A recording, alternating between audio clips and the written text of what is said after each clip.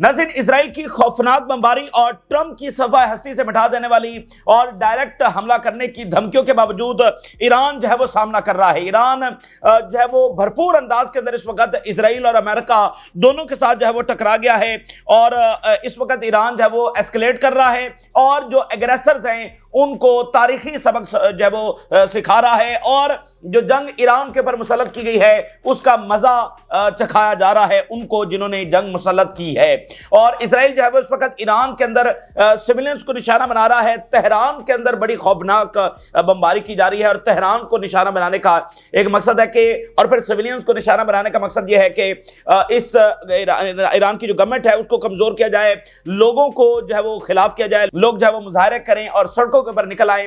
तो तेहरान को इस वक्त खौफनाक बमबारी का जो है वो निशाना बनाया जा रहा है। लेकिन ये सब चीजें इजराइल को उसके मकासद में कामयाबी नहीं दे रही हैं, बल्कि जो असल चीज हो रही है कि ये कॉलोनी को इतने जोरदार झटके लग रहे हैं कि इस कॉलोनी का जो सर्वाइवल है वो इस जंग में नजर नहीं आ रहा। यानी ईरान के ऊपर अगर हमले होते रहेंगे तो वो कई महीने शायद कई साल भी इसको बर्दाश्त कर सकता है। उन्होंने इराक वॉर के अंदर बहुत ज्यादा ये सारा कुछ बर्दाश्त किया है, लेकिन क्या इजराइल 2 हफ्ते भी इसको बर्दाश्त कर सकेगा? क्या 1 महीना भी वो इसको जब बर्दाश्त कर सकेगा? ये सबसे बड़ा सवाल है। आज 5वां दिन है और आज ही उनकी चीखें निकल रही हैं और वो अमेरिका को कह रहे हैं कि बस अगले मिनट आ जाएं और ईरान के ऊपर जब वो हमला कर दें। नाज़रीन, आज 5वां दिन है और आज का लीथल हमला, ये इन तमाम दिनों का सबसे डिस्ट्रक्टिव हमला इस वक्त रिपोर्ट्स आ रही हैं कि वो ईरान की जानब से लॉन्च किया गया है, जिसमें एडवांस लेवल के कुछ मिसाइल इस्तेमाल हुए हैं। और अभी जो हमला हुआ है, यानी अब दिन और रात का वो फर्क गया, अब ये वक्फे के साथ जब वो हमले जारी हैं। और इस हमले की एक और खासियत है वो ये है कि ये ईरान ने ऑफेंसिव अटैक किया है, यानी ये ईरान ने अब एक कदम आगे बढ़ाकर एक ऑफेंसिव जो अटैक है, पहले वो रिस्पॉन्स में करते हैं, अब ये एक और तरह का अटैक है। और इसके अंदर उन्होंने जो मरकज बनाया है, जो उनके हमलों का जो फोकस रहे हैं वो उनके इंटेलिजेंस हेडक्वार्टर्स रहे हैं।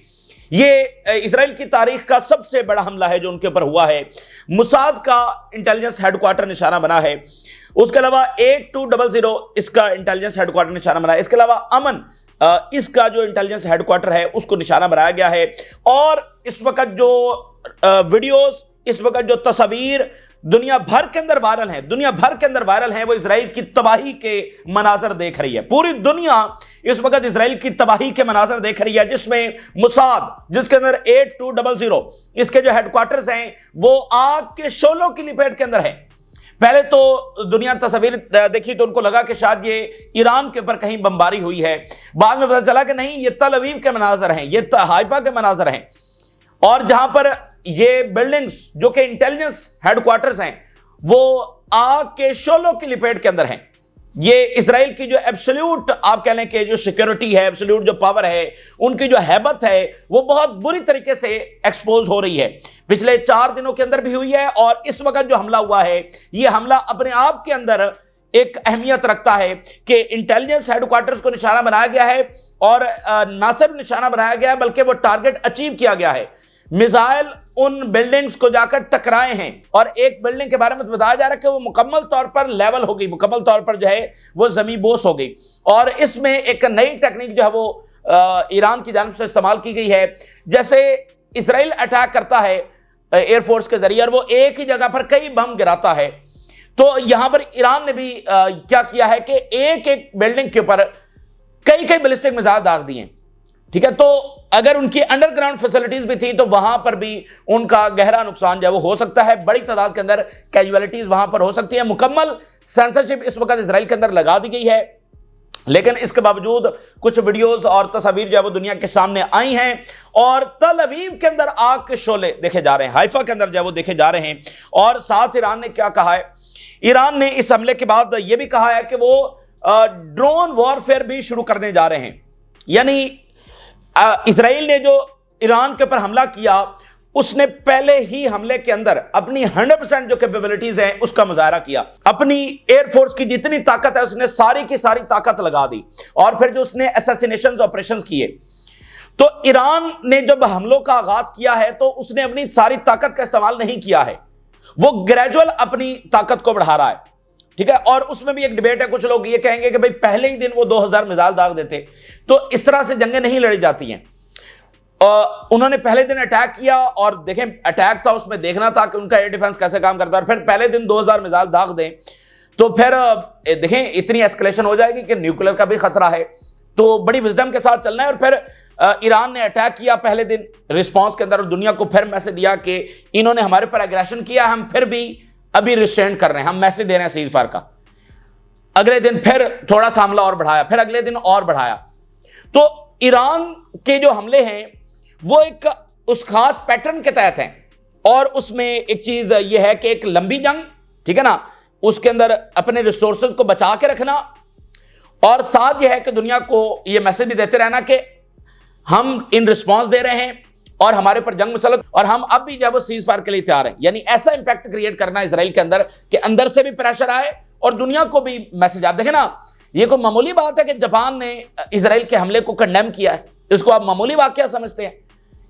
इसका मतलब यह है कि दुनिया ईरान के नैरेटिव को सपोर्ट कर रही है। भाई अमेरिका ने तो कंडेम नहीं किया, बर्तानिया और जर्मनी ने तो कंडेम नहीं किया, उसने जापान ने कंडेम कर दिया, बस का इतना बड़ा इत्तेहादी। तो ये कोई मामूली चीज यहां पर नहीं हो रही है। तो ईरान बड़ी विजडम के साथ, बड़ी प्रिसीजन के साथ, बड़े इफेक्टिव अंदाज के अंदर जब वो आगे बढ़ रहा है, इंटरनेशनल मीडिया वहां पर भी मौजूद है, वो देख रहा है। तो यहां पर जो तबाही तल अवीव और हाइफा के अंदर मचाई जा रही है, यही सबसे फैसला कुन चीज है। इसके अंदर खतरा जरूर बरकरार है कि अमेरिका के हमले का, और जिस तरह से एस्केलेशन हो रही है और जहां पर अब सूरत हाल फंस गई है, मिसाल के तौर पे अब क्या ये जंग रुक सकती है? सबसे बड़ा सवाल है ना कि क्या ये बस आर पार ही की लड़ाई साबित होगी, या जब भी यहां मिडिल ईस्ट के अंदर स्टेट्स लड़ी हैं, जैसे अरब इजराइल वॉर हुई है, तो वो बस चंद दिनों की थी, ठीक है? तो ये वो पहली जंग होने जा रही है कि क्या वो बिल्कुल आर पार की लड़ाई होगी और ये एक लंबी चलेगी? स्टेट तो मिडिल ईस्ट के अंदर कभी यानी इजराइल के साथ जो जंगें हुई हैं उसमें स्टेट्स तो इतना लंबा अरसा नहीं लड़ी है। तो ये सबसे बड़ा सवाल है। तो अब आप जरा एक चीज नोट करिए, ये मामला कितना खतरनाक हो गया है कि इजराइल ने हमला किया है। अब अगर ईरानियन गवर्नमेंट भी सर्वाइव कर जाती है और इतना नुकसान भी इजराइल के अंदर हो गया और उसके बाद जंग रुक जाती है, तो इजराइल को तो शिकस्त फाश हो गई। और अगर शिकस्त फाश हो गई तो इजराइल आगे कैसे बढ़ सकता है? इजराइल ऐसा कॉलोनी कैसे कायम रह सकता है? फिर वो फलस्तीनियों की जो रियासत है उसको रोकने में कैसे कामयाब होगा?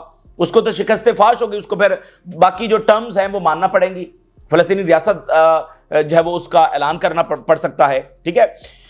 तो अब क्या होगा फिर?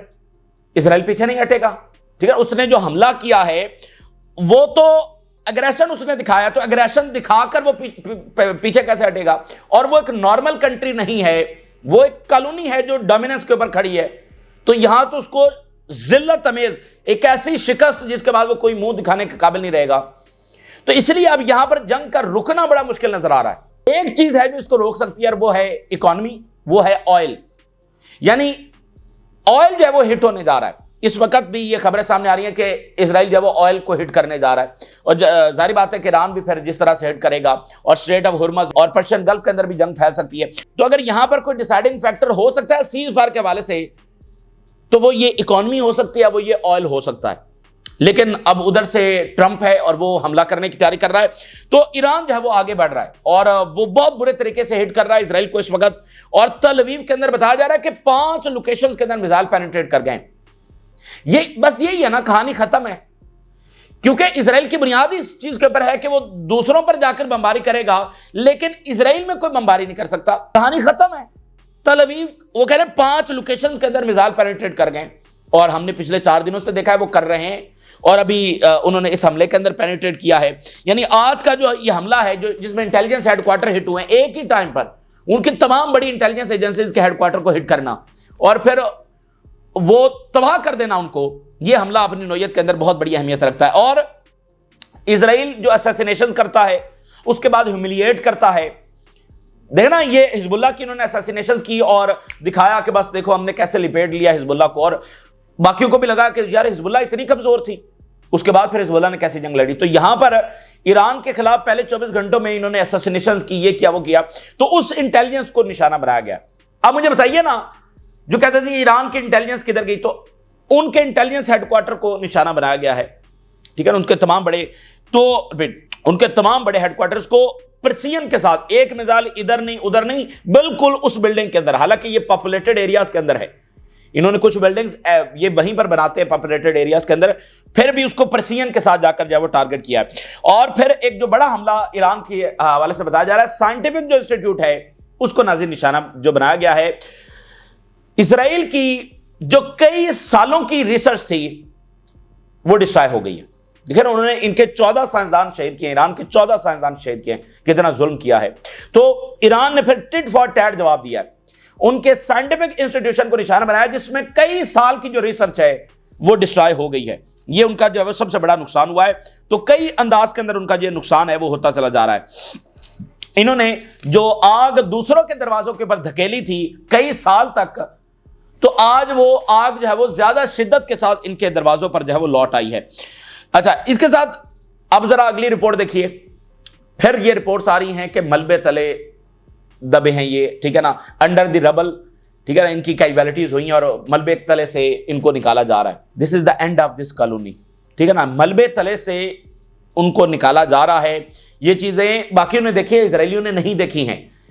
इसराइल की बुनियाद इस बात के ऊपर खड़ी है कि वो इतनी डोमिनेटिंग और एस्केलेटिंग पावर है, उसके पास ये ऑफेंसिव कैपेबिलिटीज हैं कि पूरे रीजन में किसी के पास नहीं है। वो किसी को भी जाकर हिट कर सकता है, उसको डिस्ट्रॉय कर सकता है। और इसराइल का डिफेंस सिस्टम ऐसा है कि कोई इसराइल को उसका बाल भी बिका नहीं कर सकता। ये कॉलोनी इस बुनियाद के ऊपर खड़ी है। तो बाकी दुनिया के कैपिटल्स हिट होते हैं तो उसका कंपैरिजन तल अवीव के साथ आप नहीं कर सकते, वो तो बाकी जनरल कंट्रीज है। तो तल अवीव का हिट होना ये बिल्कुल एक डिफरेंट चीज है जो आज से पहले नहीं हुई, लेकिन इस वक्त जब वो हो रही है। मैं हेडलाइंस आपके सामने रखने जा रहा हूं और इससे आपको डिटेल में अंदाजा होगा कि कितना बड़ा अटैक है जो कुछ देर पहले लॉन्च कर दिया गया है। और अब वो कह रहे हैं कि हम एस्केलेट कर रहे हैं और तवातुर के साथ हमारे हमले जारी हैं। लेकिन उन्होंने कहा कि हमने अभी तक सारी अपनी सलाहियतें इस्तेमाल नहीं की हैं। और जब वो ये बात करते हैं तो वो मैसेज दे रहे हैं अमेरिका को कि ये ना समझना कि हमारी बस पावर यही थी, ठीक है ना, तुम जब आओगे तो फिर तुम्हारे लिए बहुत सारे सरप्राइजेस हैं, तो ये गलती ना करना। IRGC confirms hit on Mossad Aman headquarters in Israel was more strikes. तारीखी आज का ये हमला बहुत बड़ा हमला हुआ है। In the latest statement the IRGC was to continue targeting vital Israeli military infrastructure. बिल्कुल स्ट्रेटेजिक उनका जो इंफ्रास्ट्रक्चर है, उनकी बेसेस हैं, उनको हिट किया जा रहा है। यानी ईरान का फोकस जो है वो इनकी मिलिट्री जो कैपेबिलिटीज हैं उसको डिस्ट्रॉय करना, इसलिए ईरान को बहुत ज्यादा कामयाबी मिल रही है। उन्होंने कहा कि हमने एरोस्पेस जो फोर्सेस हैं उन्होंने नया अटैक लॉन्च किया with the wave of missiles strike on Israeli military targets. और इस हमले को उन्होंने डिस्क्राइब किया है the stronger and more destructive than previous barrages. ये जो पीछे हम हमले करते रहे हैं जो बहुत ज्यादा वो भी तबाहकुन थे, लेकिन ये जो हमने अभी हमला लॉन्च किया है ये मोस्ट डिस्ट्रक्टिव है और ये मोस्ट इफेक्टिव है, डिसाइसिव है, स्ट्रॉन्ग है। और उन्होंने कहा कि जो इजरायली मिलिट्री इंटेलिजेंस का जो हेडक्वार्टर है इसको हमने हिट किया है। और फिर मुसाद का जो ऑपरेशन और प्लानिंग सेंटर है इन तल Aviv which was reportedly इनगल्फ्ड in flames following the attack, जिसके बारे में ये बताया जा रहा है और वीडियो सामने आ रही है कि वो आग के शोलों में लिपटा गया है। मुसाद का हेडक्वार्टर इन तल अवीव आग के शोलों के अंदर इस वक्त लिपटा गया है।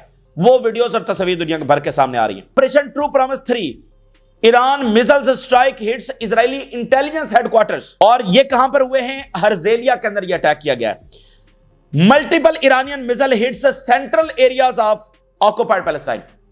इजराइल का जो सेंट्रल एरियाज है और उसके अलावा हर्जेलिया ये कोस्टल सिटी है, यहां पर जो इंटेलिजेंस मरकज, इससे पहले भी हर्जेलिया पर अटैक हुआ है, अब उनका जो इंटेलिजेंस हेडक्वार्टर है, इंटेलिजेंस बिल्डिंग्स हैं, उनको निशाना बनाया गया है। Tit for TET.